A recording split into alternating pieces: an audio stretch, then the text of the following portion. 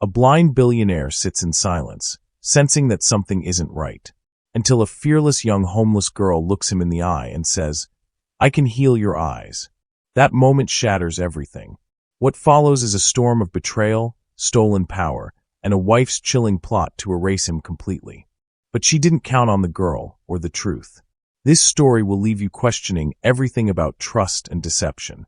Stay with this story until the very end, because what this girl uncovers will change everything. If you believe truth always finds a way. Like this video. Subscribe to this channel, Now's Haven, and drop a comment. Tell us, where in the world are you watching from? You won't want to miss what happens next. Mr. Michael Sterling turned his head toward the voice, though his eyes, clouded and long empty of sight, could only grasp the profound darkness surrounding him. Riverside Park buzzed with the ordinary sounds of a city afternoon. Rustling trees, the distant laughter of children, the faint screech of tires. His fingers instinctively curled around the iron bench. He knew this park well. Not by sight, not anymore, but by feel, by sound, and by memory. It was the place Vivian, his wife, brought him every day. She said it lifted his spirits, though lately she seemed more distracted.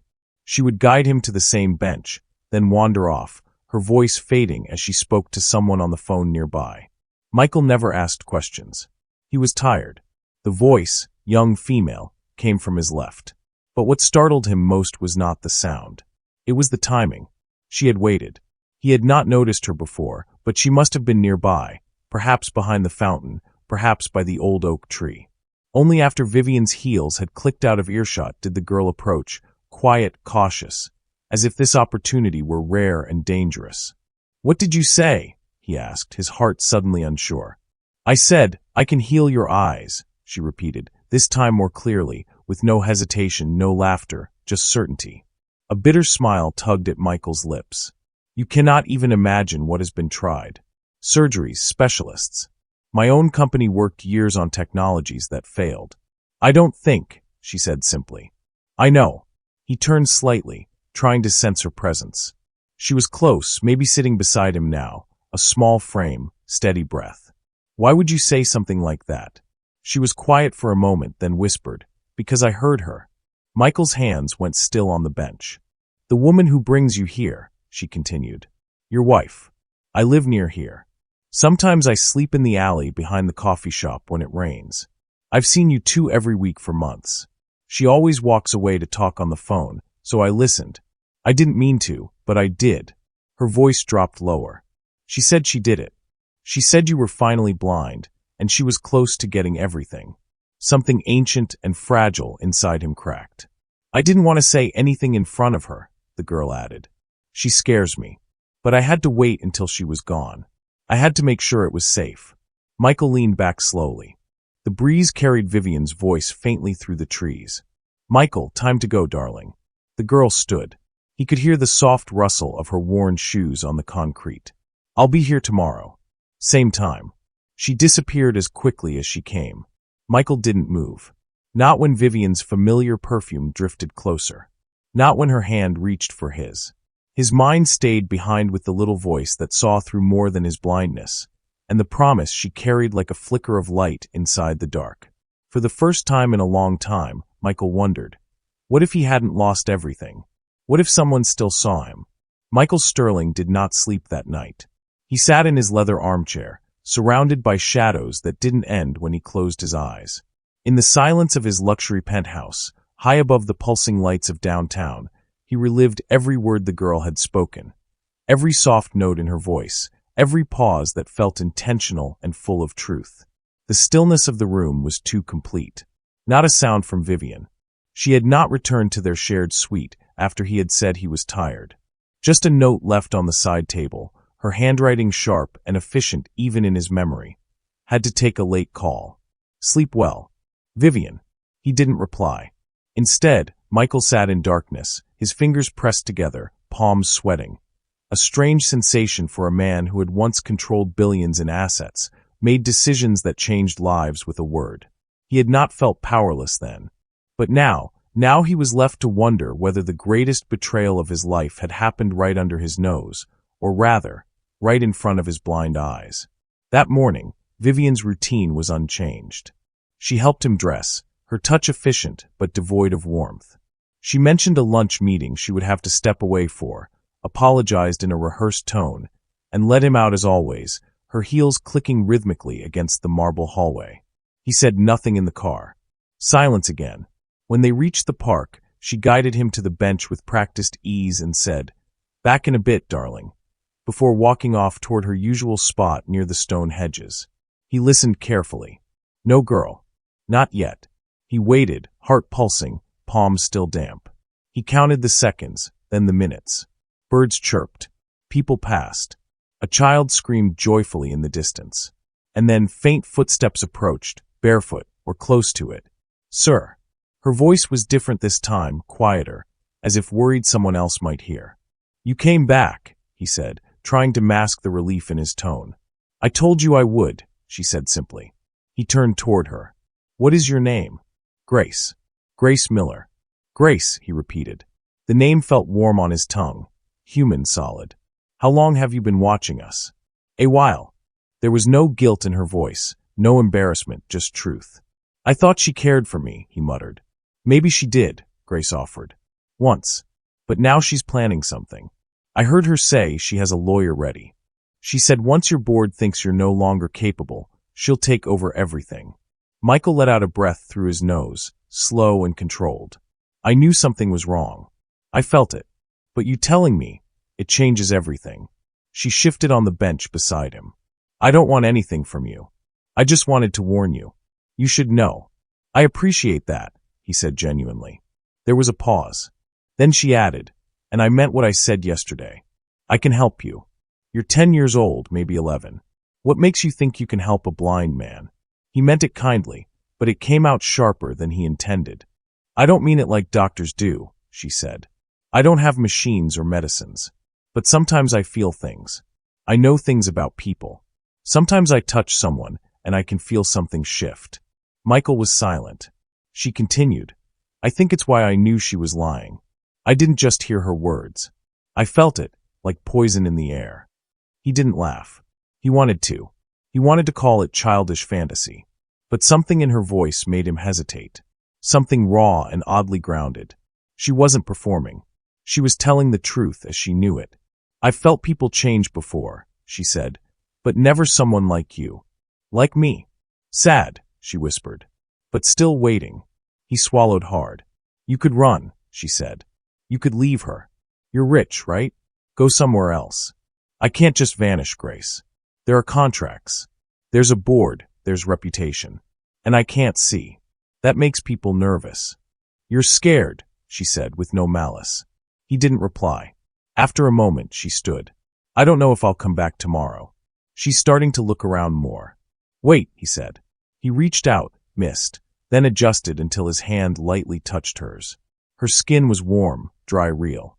"If you don't come back, I won't know what to do." She said nothing. Then she whispered, "Then I'll come. But be ready, not just to see, but to believe." And like yesterday, she was gone. That night, Michael did not return to the penthouse right away. He had the driver take a longer route home. He asked to be left in the car alone, engine off, parked near the old harbor bridge. He needed silence, not the hollow silence of wealth, but the silence of choices made too long ago. He thought of Grace, of her calm, her strange wisdom, her refusal to be afraid. He remembered how Vivian once held his hand the same way, before the money, before the boardrooms, before ambition wore down love into habit. They had been happy once, hadn't they? Young and full of dreams in that cramped apartment overlooking the bay. Back when she laughed freely, and he still believed in building things that mattered, not just acquiring them. When had it changed? When had her touch become mechanical, her voice rehearsed? His phone buzzed in his pocket. He pulled it out, letting the automated voice announce the caller. Sophia Sterling. Missed call. His daughter. 30 years old now, and he couldn't remember the last time they had truly spoken. She had stopped visiting after the accident, or maybe he had stopped wanting her to see him like this. Either way, the distance between them had grown into a canyon neither knew how to cross. He touched his useless eyes and wondered, for the first time in months, if perhaps blindness had not just taken his sight. Maybe it had revealed something far worse, that he had not been seeing for years. Long before the accident, he had been walking blind into his own undoing. The next afternoon at the park, Grace arrived before Vivian had even left his side. He heard the girl's soft approach, felt her presence hovering nearby like a careful shadow. Once Vivian's heels clicked away, Grace sat beside him. "I brought you something." She pressed a small object into his palm. He ran his fingers over it, rough wood carefully carved, a cross no bigger than his thumb with a thin cord attached. "It belonged to my grandmother," Grace said softly. "She said it helped her see truth when eyes couldn't." Michael closed his fingers around it. The wood was warm, worn smooth by years of handling. "Thank you," he whispered. "There's something else you should know," Grace continued, her voice lower now. "I heard her talking to someone yesterday. A woman. She called her Dr. Rachel Anderson. They were talking about your medications." Michael's grip tightened on the cross. "What about them?" "The woman, the doctor, she said the new dosage was working. That you were more manageable now. That's the word she used. Manageable." A chill ran down Michael's spine. He took medications every morning. Vivian handed them to him with water, watched him swallow. "For his condition," she said. "To prevent further deterioration." "What if they're not helping you?" Grace asked quietly. "What if they're making you worse, not better?" The question hung in the air like smoke. Michael had wondered, in the deepest parts of himself, why he felt so foggy lately, why his thoughts moved through molasses, why sleep came so heavily and yet brought no rest. "I don't know who to trust," he admitted. "I know someone," Grace said. "Someone who sees through lies. Someone who used to work for people like your wife, until he couldn't anymore. He might be able to help." Michael turned toward her voice. "Who?" "His name is Thomas Blake. He volunteers at the shelter where I sometimes stay. He's careful, smart. And he owes the world some good after all the bad he helped others do." Michael sat in silence, the wooden cross pressing into his palm like an anchor. "Will you meet him?" Grace asked. He nodded slowly. "Yes." Grace stood. "Tomorrow then. Same time. And Mr. Sterling." She paused. "Don't take those pills anymore. Not until we know what's really in them." She disappeared into the afternoon shadows, leaving Michael alone with the weight of everything he had been too blind to see. The next day, Grace was not alone. Michael heard two sets of footsteps approaching. One light and familiar, the other heavier, measured, deliberate. Work boots, he thought, by the sound of them hitting the concrete path. "Mr. Sterling," Grace said softly. "This is Thomas Blake." "Mr. Sterling." The man's voice was deep, textured with age and something else, regret perhaps. He sat down on the bench without waiting for an invitation, close enough that Michael could smell coffee and worn leather. "Grace tells me you're in trouble. And what makes you think you can help?" Michael asked, his defenses still raised. "Because I used to be the trouble," Thomas replied bluntly. "I worked for firms that specialized in making problems disappear.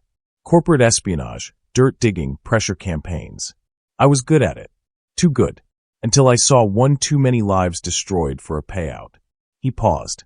2 years ago, a woman approached my former firm. Vivian Sterling. Wanted intelligence on board members, dirt on key shareholders. Called it contingency planning. I didn't take the job. I'd already left by then, but I remembered the name. Michael's hands gripped the bench. "You knew." "I suspected," Thomas corrected.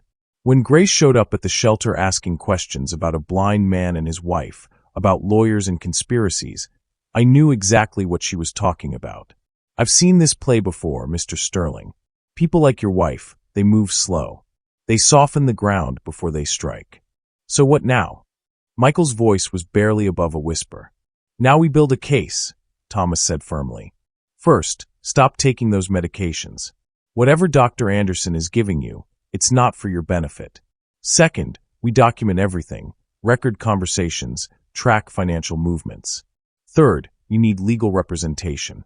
Real representation, not whoever your wife has been steering you toward. I know someone," Thomas continued. "Rebecca Hayes. She's discreet, aggressive, and she knows corporate warfare better than most. She's pulled clients out of deeper holes than this." Michael sat back, his mind racing. It felt too fast, too much. But what choice did he have? "How do I hide this from her?" he asked. "Vivian watches everything. She controls my schedule, my staff, my access to. That's where I come in, Grace interrupted. I can move places she doesn't see. I can carry messages, bring things to you. Nobody notices a homeless kid. The simplicity of it, the awful truth of her words, made Michael's chest ache. Mr. Sterling, Thomas said, his voice gentler now. I know this is overwhelming, but you need to decide, do you want to survive this, or do you want to fight back? Michael thought of the wooden cross in his pocket, of Grace's grandmother who had seen truth when her eyes couldn't. He thought of Sophia's missed call, of years wasted in darkness, both literal and figurative. I want to fight, he said quietly, but I need to be smart about it. Good. Thomas stood. I'll arrange a meeting with Rebecca.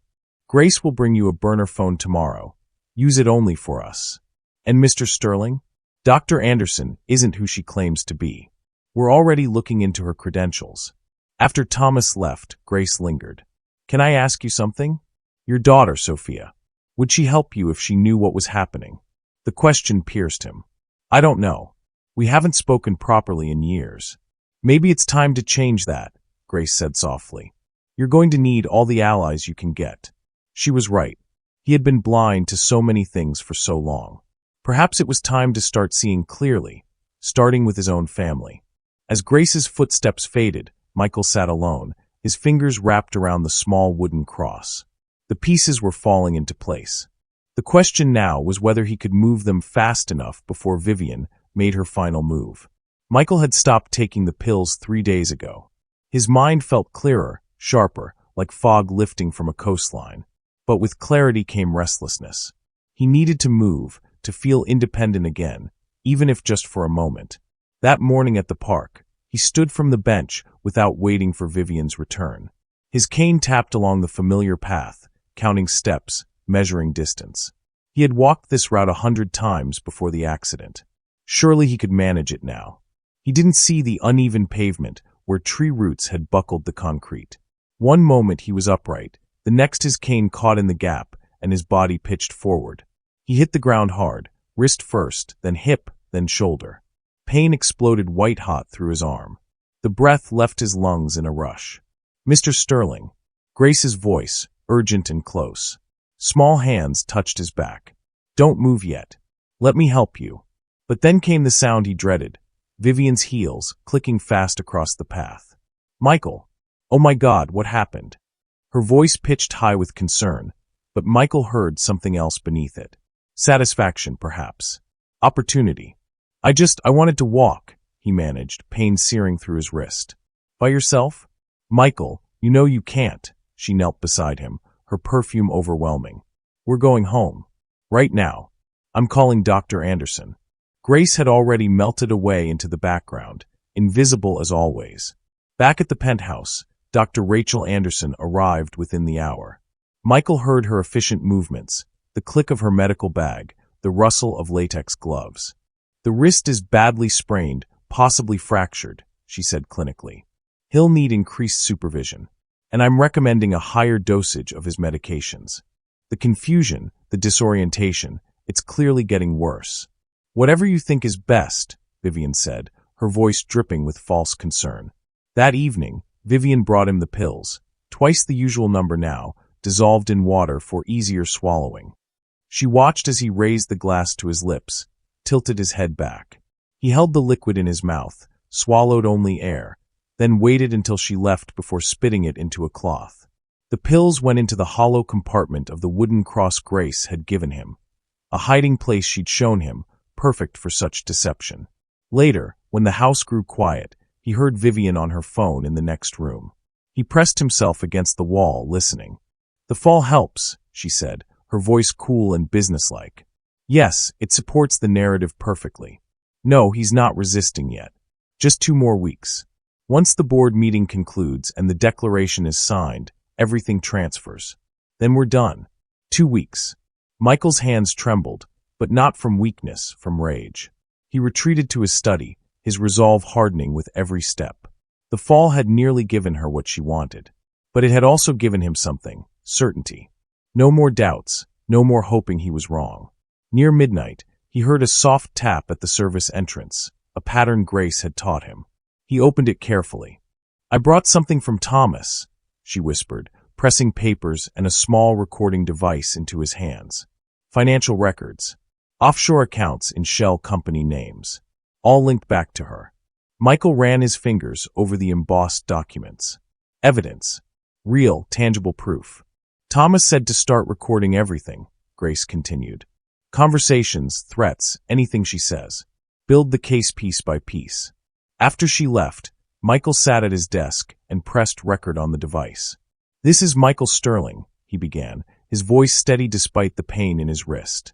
For months, I believed I was losing my mind. But I've been losing something else, my freedom, my company, my life. This recording is the beginning of taking it back. He detailed everything.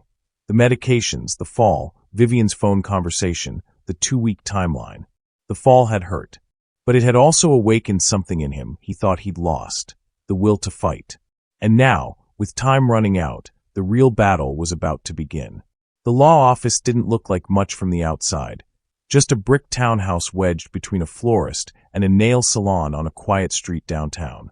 Thomas had arranged everything. The early morning timing, the discreet entrance through the back, even the cover story about a doctor's appointment should anyone ask. Rebecca Hayes met Michael at the door herself. Her handshake was firm, her voice direct and uncompromising. Mr. Sterling, I've reviewed what Thomas sent me, she said, guiding him to a leather chair. We have a lot to discuss, and not much time. Over the next hour, she laid it out systematically. The audio recordings of Vivian's phone calls. The financial forensics showing money moving through shell corporations into offshore accounts. And most damning, the medication analysis Thomas had commissioned from an independent lab. The pills contain excessive amounts of benzodiazepines and sedatives, Rebecca explained. Levels high enough to create cognitive fog, memory issues, even confusion that could be mistaken for dementia or mental decline. This wasn't treatment, Mr. Sterling. This was sabotage. Michael's jaw tightened. How long? Based on the prescription dates Thomas found, at least 18 months. Possibly longer. 18 months of his life, stolen piece by piece. Rebecca continued. We've also identified 3 board members who received significant financial incentives from accounts linked to your wife. They'll vote her way when she calls for the competency hearing. But we have enough to challenge it if we move first. What do you recommend? We file a countersuit and an emergency injunction within the week. Freeze all asset transfers, expose the medication tampering, present the evidence to the full board before she can control the narrative. But I need everything you can remember. When the relationship changed, when the medications started, any suspicious behavior. Every detail matters. Michael nodded. Grace can help me. She'll record my statement. The homeless girl? Rebecca's tone shifted slightly. Mr. Sterling, she's credible, but we'll need more than. She sees things others don't, Michael said firmly. I trust her with my life. Rebecca paused, then nodded. All right, get me that statement by tomorrow. That afternoon, Michael's phone buzzed. The automated voice announced, Sophia Sterling. This time, he answered. Dad. Her voice was tentative, unsure. I know we haven't talked in a while, but I wanted to see if maybe we could meet for coffee? Just to catch up. Michael's throat tightened. I'd like that very much. Really? The surprise in her voice broke his heart. Really? Tomorrow morning? The cafe on Westwood. I'll be there. When he hung up, he felt something shift, a piece of his life clicking back into place. That evening, Vivian returned home earlier than usual. She moved through the penthouse with unusual energy, her heels sharp against the marble. Michael, we need to talk, she said, sitting across from him in the study. About your care. He kept his face neutral, his hand resting casually near the recording device hidden in his pocket. Thomas had activated it remotely.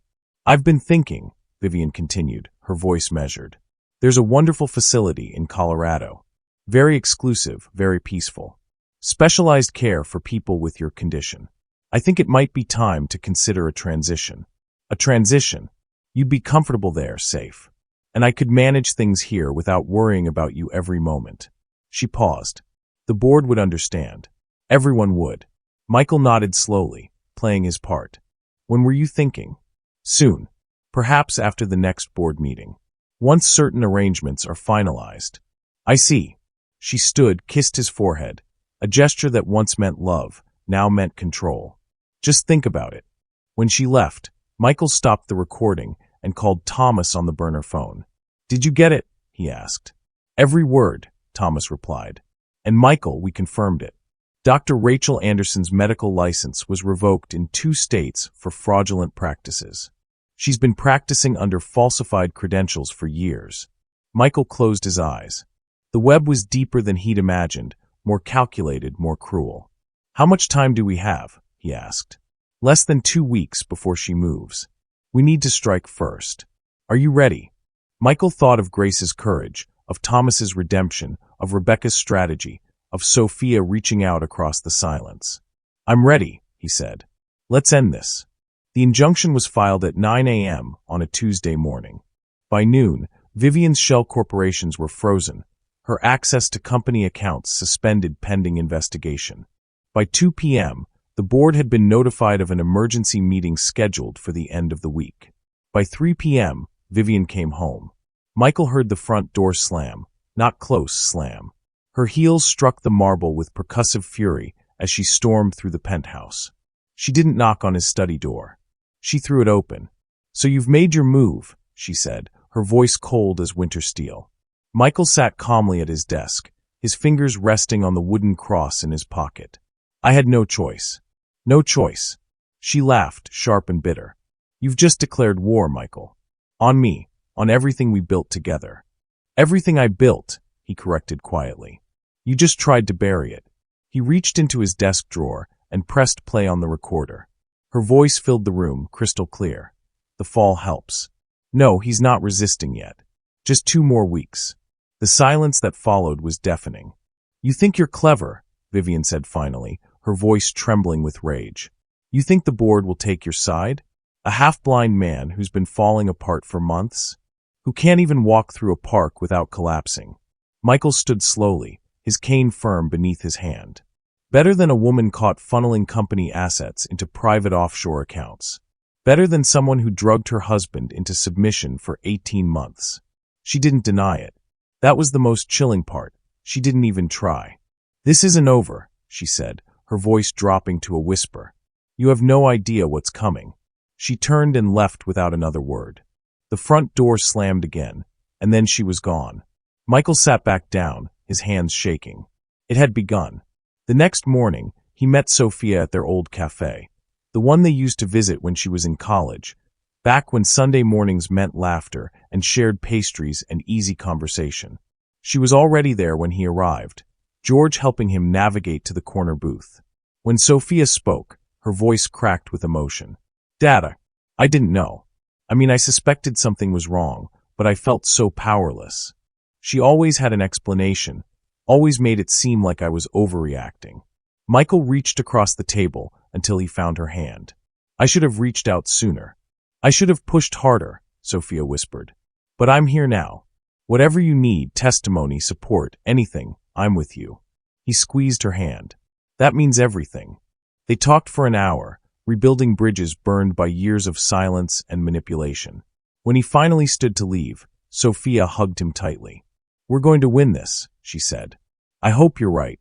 That afternoon, the burner phone buzzed. Grace's voice was urgent.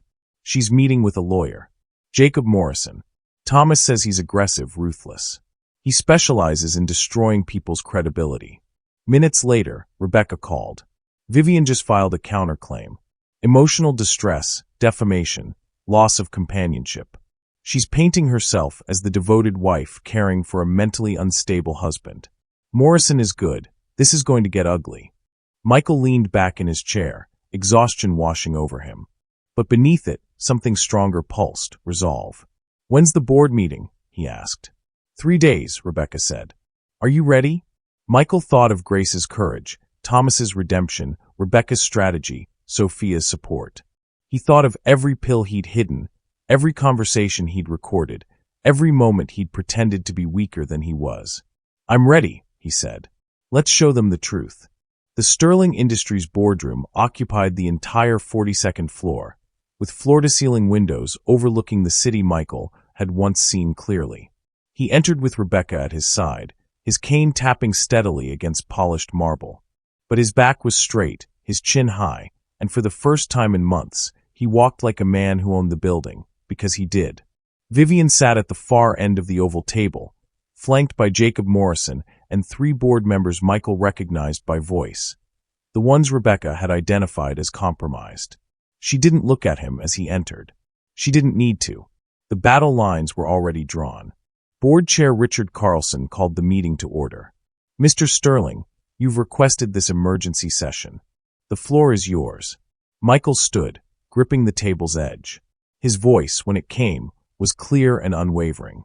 "For months, I believed I was losing my mind," he began. "Partly because of illness, partly because I trusted the wrong person to speak for me. But that ends now." He turned toward where he knew Vivian sat. "Someone I trusted, someone I loved, worked behind closed doors to declare me unfit. Not because I am, but because my presence was inconvenient to her plans." He nodded to Rebecca, who began distributing documents and playing audio files. Vivian's voice filled the room. "The fall helps. No, he's not resisting yet. Just 2 more weeks." Murmurs rippled through the board. "The evidence before you," Michael continued, "shows a systematic conspiracy. Falsified medical care, excessive sedation, financial manipulation through shell corporations, and a timeline designed to strip me of everything I built while I was too drugged to notice." Rebecca stepped forward. "We have financial forensics linking Mrs. Sterling to offshore accounts. We have audio recordings of her plotting. And we have medical analysis proving Mr. Sterling was being deliberately oversedated by a doctor whose credentials were falsified." She held up a document. Dr. Rachel Anderson's medical license was revoked in 2 states. She's been operating illegally for years. The room went silent. Jacob Morrison rose smoothly. "This is clearly the paranoid fantasy of a man whose mental state has been deteriorating. Mrs. Sterling has been nothing but devoted." "Then explain the recordings," Rebecca cut in. "Explain the offshore accounts. Explain why a woman who claims to love her husband would keep him medicated to the point of cognitive impairment." She gestured to her medical expert, who presented sedation levels that made several board members gasp. Then Sophia stood. Michael heard her voice, strong and clear. "I'm Michael Sterling's daughter," she began. "For 2 years, I watched my mother change. She pushed me away, controlled access to my father, and every time I questioned her, she made me feel crazy. But I wasn't crazy. She was hiding something. Her testimony was brief but devastating, a daughter's observation of a mother's calculated cruelty. Vivian's lawyer attempted damage control, but the evidence was overwhelming. When the presentations ended, Richard Carlson cleared his throat. "The board requires time to deliberate. We'll reconvene in 48 hours. 2 days felt like 2 years. Michael, Grace, and Sophia waited together at a small diner 3 blocks from the Sterling building. Grace sketched on napkins while Sophia held her father's hand. Nobody said much. There wasn't much to say. "Do you think we did enough?" Michael asked quietly. "We told the truth," Grace said simply. "That's always enough." On the second day, Thomas arrived with one final piece of evidence, a recording he'd obtained through sources he wouldn't name. Vivian and Morrison discussing how to fabricate additional medical records to counter Michael's claims. "Insurance," Thomas said, handing it to Rebecca. "Just in case." At 3 p.m., Michael's phone rang. Richard Carlson's voice was grave but clear. "Mr. Sterling, the board has reached a decision. 7-4 in your favor. Mrs. Sterling has been suspended from all decision-making authority, and we're launching a full internal investigation. Your position is secure." Michael closed his eyes. Sophia squeezed his hand. Grace whispered, "I told you." It was over. Or at least this battle was. 6 weeks after the board decision, Michael stood in what would become the headquarters of the Vision Beyond Sight Foundation, a renovated warehouse in Grace's neighborhood, its walls still smelling of fresh paint and possibility. "The community center opens next month," Sophia said, reviewing the plans spread across the table. "We've got after-school programs, job training, disability advocacy services, and housing assistance." Grace moved between them, her footsteps light but confident.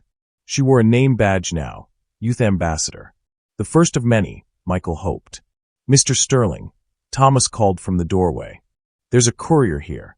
Documents from Vivian's attorney. The envelope contained a settlement offer, quiet resignation, a public apology crafted by lawyers, and a substantial financial sum in exchange for avoiding criminal prosecution and media exposure. Michael held the papers for a long moment. Rebecca had said it was generous, that most people would take it. Clean, simple, done. No, he said finally. Dad. Sophia's voice carried concern. She needs to be accountable. Not to me, to everyone she would have hurt next. The truth matters more than convenience. He handed the papers back to Thomas. Tell them we're proceeding with full transparency.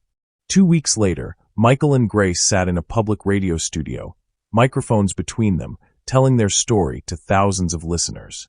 You were just a child, the host said to Grace. What made you speak up? Because somebody had to, Grace replied simply. And because I knew Mr. Sterling was still waiting to be seen. Michael added, blindness took my sight, but it gave me vision. It forced me to see with more than my eyes, to see people's intentions, their character, their truth. Grace taught me that. The interview went viral. Donations poured in. Volunteers signed up.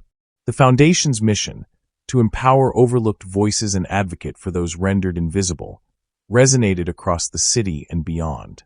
At the community forum 3 weeks later, Michael and Grace stood together before a packed room. Families, youth disability advocates, people who had been dismissed or discounted their entire lives. Justice, Michael said, isn't always loud or dramatic. Sometimes it's a quiet voice in a park, a child brave enough to speak truth, a choice to believe when belief seems impossible. Grace stepped forward. And sometimes seeing clearly means closing your eyes and listening with your heart.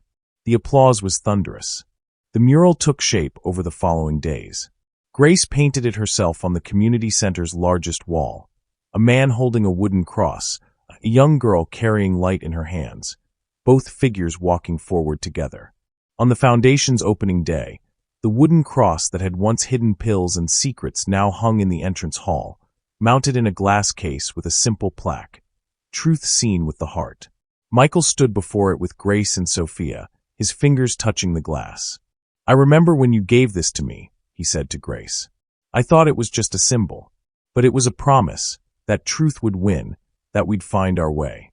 Grace smiled, adjusting her youth ambassador badge. You didn't just see the light, she said softly. You became it. Michael shook his head. We became it. Together.